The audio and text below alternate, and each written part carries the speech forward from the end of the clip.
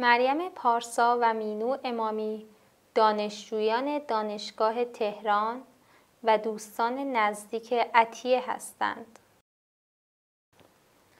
مریم پارسا و مینو امامی دانشجویان دانشگاه تهران و دوستان نزدیک عطیه هستند.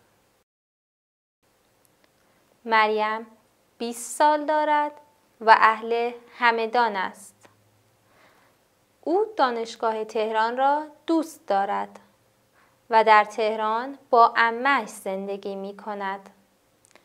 عمه مریم خانه‌دار است. دختر عمه‌اش پرستار است.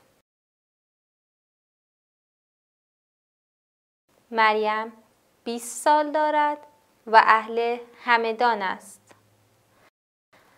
او دانشگاه تهران را دوست دارد و در تهران با عمه‌اش زندگی می کند.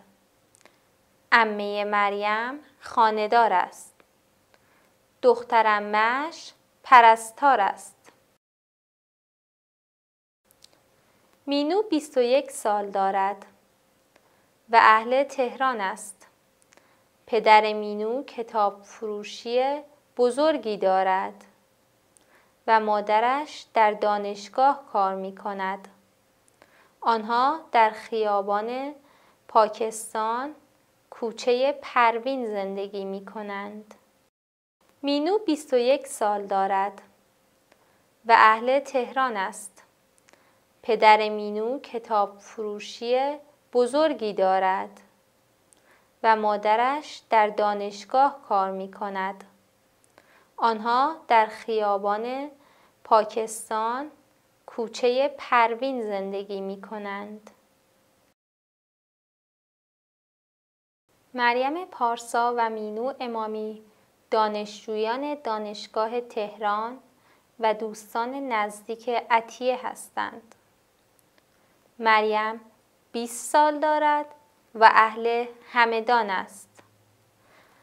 او دانشگاه تهران را دوست دارد و در تهران با عمه‌اش زندگی می کند.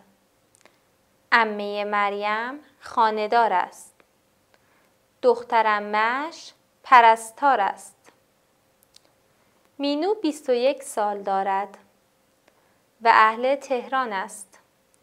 پدر مینو کتاب فروشی بزرگی دارد و مادرش در دانشگاه کار می کند. آنها در خیابان پاکستان کوچه پروین زندگی می کنند.